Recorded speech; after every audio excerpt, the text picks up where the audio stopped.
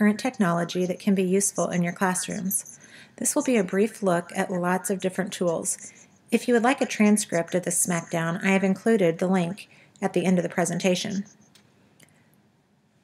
The first types of tools that we're going to look at today are bookmarking and curation tools. This group of tools makes it possible to organize your online resources in usable ways. Many of these allow sharing with others by invitation. The first tool in this category is Dropbox. This site is great for organizing bookmarks and storing files. Once stored, the user can access this information from any device that has web access by logging into the program anywhere. Live Binders. Live Binders gives you an attractive way to organize projects and resources that before would have required a real 3-ring binder. You are able to create pages of links to documents, websites, videos, and images, so much more than you could do with paper. You are able to share the binders with a hyperlink, and collaboration is allowed as well. There are also many pre-made binders on the Live Binders education page that are shared for public usage. NetVibes. This is a very visually appealing tool that allows users to see a thumbnail of what they will get when they click on the link. NetVibes is like a dashboard to information. There are many options, like Facebook and Twitter for adding content. It also has a personal learning network option, since you are able to include live RSS feeds. It is very easy to follow your favorite blogs and other online resources this way. This would be a great tool for a personal desktop or to organize information for your students to use. Scoop.it. Scoop.it is a curation site that allows you to select, organize, and share items in your collection of information. You can search for a topic, and Scoop.it searches the web to suggest information that is relevant. Commenting is possible as well as posting to social media. This has an online newspaper feel. There is a great opportunity to create a valuable personal learning network in this way with new information showing up as it occurs. Evernote. Evernote is an online bookmarking tool that allows you to organize and store your favorites. You can take notes online and save them here as well. The cool part is that all of this is stored in the cloud, so that you can log into Evernote from any device that has internet access. Diigo. Diigo is my favorite curation tool by far. It allows you to make different lists of favorites, and within these lists you're able to highlight, sticky note, share on social media, and more. There's a toolbar that can be downloaded to your computer, making it very easy to bookmark things and sort them into your lists as you go. This is another example of how bookmarks can be saved to the web, making them accessible regardless of the device that's used. Our next category of tools are organizing tools. These tools provide a way to graphically represent thinking. You are able to show organization of thought and connections that are able to be made between the ideas. Seeing information in this way engages the brain in a way that takes learning to a deeper level. The first tool in this category is Mindamo for education. Mindamo allows a free trial, which includes 3 maps, 1 project, and is otherwise a paid service, $3 a month for education. A great feature of this is that it lets you share your map with others, allowing collaborative work and collective feedback. It allows you to add hyperlinks, images, and multimedia to your mind maps. It also allows you to add connections between cells as you find them. If used collaboratively, this tool allows you to add notes that are seen by those people invited to the map. It also allows tasks to be assigned to different collaborators. There's a chat feature too, so users can discuss the project live as they create. This would be awesome for the classroom, and there are class subscriptions available. There are plenty of formatting and color options as well. Mindamo is very user-friendly and could be so useful with students or collaborative work among teachers. I wish that this was a free service, but I believe that using the free trial version would be worth the time. You may find it something that you want to purchase. SpiderScribe. This is a free tool that allows you to connect information graphically. You can use text, images, files, calendar events, or stencils to create your own design. You can insert maps, type in the location, and it appears. There are many editing features once you get it on the page. This program allows users to share and collaborate on a project. The resource looks like a great way to organize information. Internet resources can be linked and grouped by category, so it is like a live binder type of resource, with all of your favorite web pages and/or documents all in one location. SpiderScribe is very easy to use and to get started with. Of course, there is an upgrade for a price like most of these sites, but the free version seems to do what you would need it to do for a basic presentation or a brainstorming activity. Slatebox. This program is incredibly intuitive and very user-friendly. It is easy to sign up for a free account with a username and password. Slatebox allows the user to create a mind map with multiple nodes very quickly. In addition to changing the shape, size, and color of the nodes on your map, which is important to a color organizer, you can embed images and link files to and in your nodes as well. There is a zoom function bar on the left which allows you to zoom in or out on your map, and a frame box on the right allows you to capture an area of your map if you had created a giant one, and just work with that part. Once your map is created, you can use a simple toolbar at the top of your slate to embed your map onto another site, export it as a ping, make the slate public, or share the slate with friends by link or social networking site. You can also select the collaboration box at the top and share your map that way with an address book of users, and use a toggle feature to turn the collaboration feature on or off, which determines which users would have editing rights. Due to the ease of use and the simple collaboration features, this tool would be an excellent choice for students to use on collaborative projects. Stormboard. Stormboard is another online collaborative brainstorming mapping tool.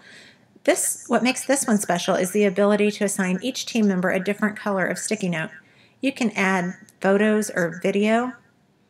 You can stack stickies together. You can invite team members via email. For every sticky note, you can comment. An activity log is located at the bottom corner, so you can see what's happening. There are reports for your mind map. A traditional document can be generated or an Excel spreadsheet. One of the neatest things is that Stormboard will turn your mind map into a Wordle. How cool is that? Educator accounts for use between teachers and students are free until December 31st. You do need to have a valid school email address, and this type of account allows you unlimited users. The regular free account only allows you 5 users besides yourself. This limit might put a damper on the ways that it can be used for group work. This is a tool that I would look for using towards the beginning of a school year. Mind42.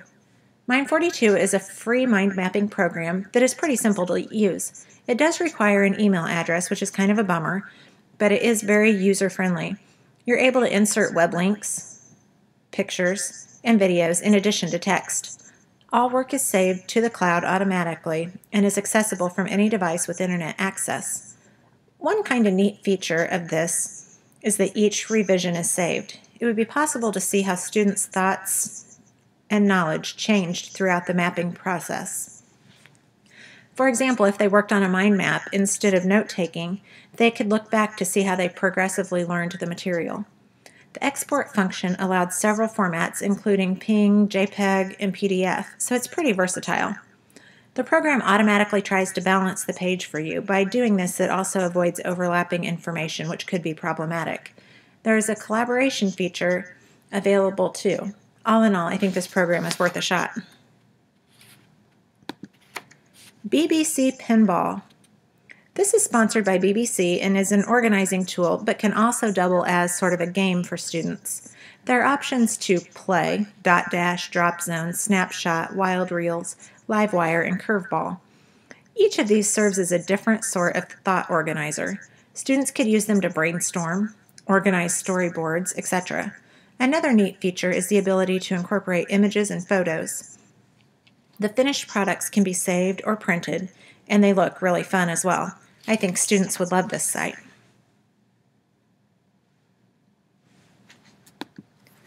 Collaboration tools is our next group of tools. And these provide opportunities for students to work together online. They can also provide valuable opportunities for staff to work together on projects as well. The first one we're going to take a look at today is Wigio. And Wigio allows the user to organize groups that they are part of. There are many different ways to use Wigio, such as texting, document sharing, collaborative writing, shared calendars, and more. So if you're involved in several different groups, this would be a good site to organize those. Twiddala. Twiddala does not require a login, and it allows co-searching of the web. Students are able to upload web pages and documents or create a blank whiteboard for collaboration. With this tool, you can share a hyperlink and collaborate on the screen in real time. I can see this site being really good for peer or teacher editing, as you can sticky note and add comments right to the documents. It is super easy to use with only a few clicks without logging in. However, if you use it this way, nothing is saved. Twiddala does offer a free pro version for educators. You just need to sign up with your school email account. And the pro version does allow for that collaboration to be saved.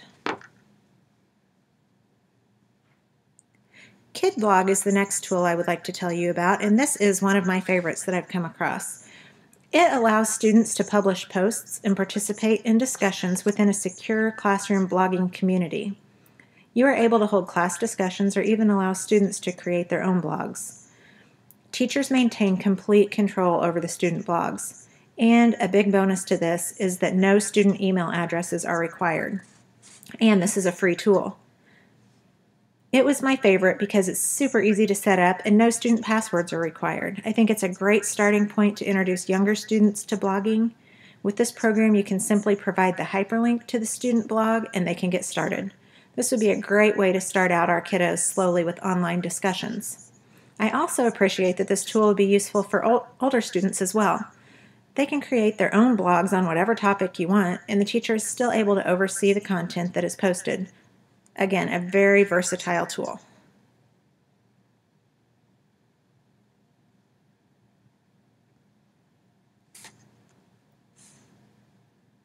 Google Drive. Google Drive is one of the most innovative and collaborative products available. It blows my mind that email and Drive are free for our level of use. The possibilities of how Google can be used in the classroom are only limited by the teacher's imagination. It is truly amazing.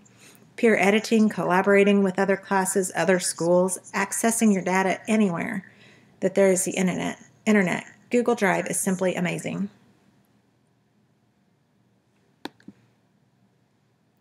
Dweeber. Dweeber allows you to create a space where you can study and do homework together. Dweeber allows you to connect with students globally who are experts in a specific subject area. And, just like any other learning network, it wants advice from you too. Students do have to create a username, but the platform is free to use. Twiducate.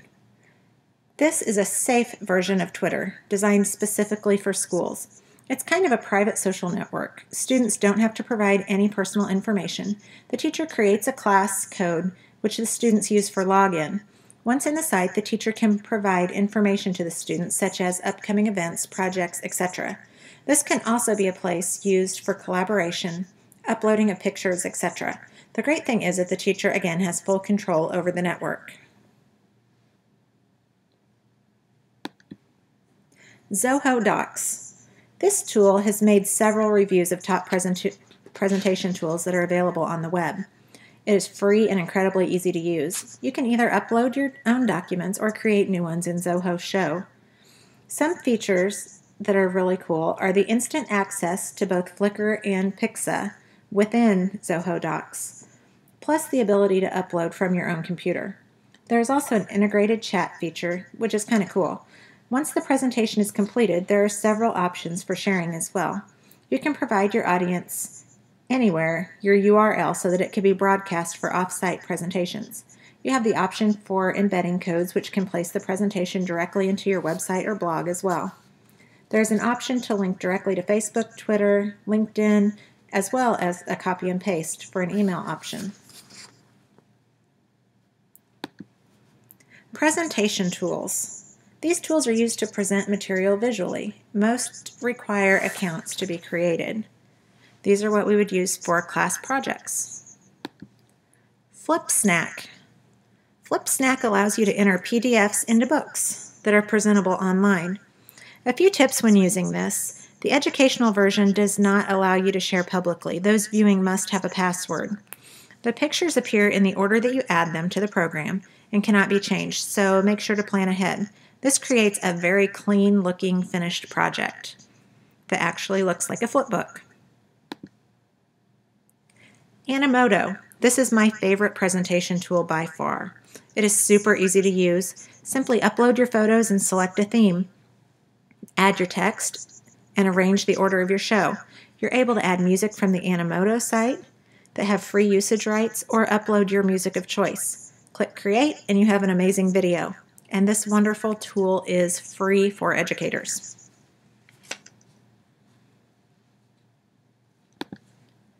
PhotoPeach. This tool allows you to add pictures and text and then set them to music. There are free sites, but to take full advantage of this with students, you must purchase. The paid account offers many more features than the free account, but the price is not too steep at around $9 a month for a small account. Once you make your show public, simply copy and paste the URL to link your show.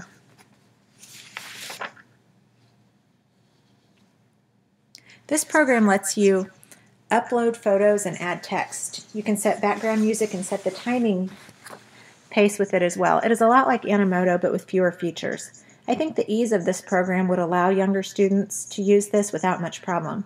I wish that there were more ways to edit the text and font color, since the photo in the background can make it a little bit hard to decipher the text that you have added, but overall it's a very usable project.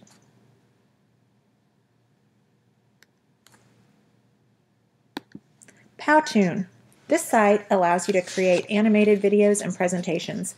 It has the look of an animated comic strip. It's very engaging and free. Impressor. Tell your story any way you like. Add photos, music, video, and audio, and share it publicly or privately in an instant. There are a lot of already made products to browse and use as they are shared publicly. Poster My Wall.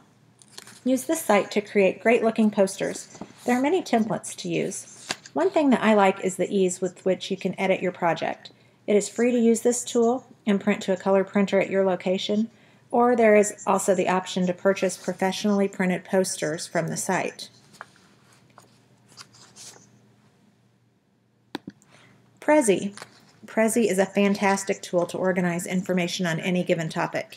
This is great when you are working on a project and have several categories of information to present on a topic. There are many pre-made templates for you to choose from, or you can build a Prezi from scratch. I see Prezis as jazzed-up PowerPoints. They are zoomable to each component, and you are able to see the overall idea in a very clear way. You do need an email account to use this site. Once you have created a Prezi, you're able to share it in several ways, including a web link. ACES. It has a Prezi feel, but without some of the swirling effects from the transitions within Prezi. Those kind of make you a little dizzy sometimes. This was easy to use, and the program automatically saves for you, which is also nice.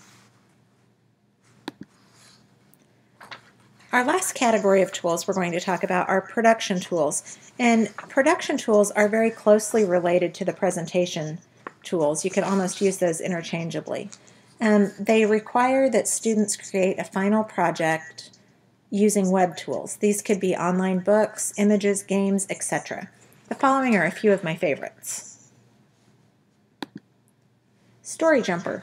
StoryJumper is a site where kids can create stories and share them online or publish them for a fee. Students can type, text, add characters, backgrounds, etc. to build a story. If desired, they can upload photos of their own.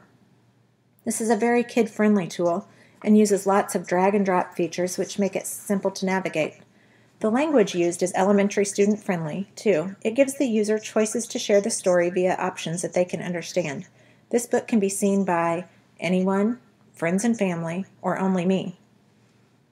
The user only needs to enter a username and password to set up an account and begin. In addition, the user can explore other children's books that have been shared on the site. I think the students would love this site. Sploder.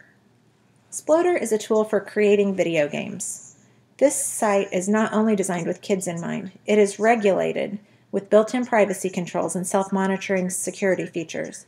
This site prompts the user to choose a username that is not their real name, along with a password and email.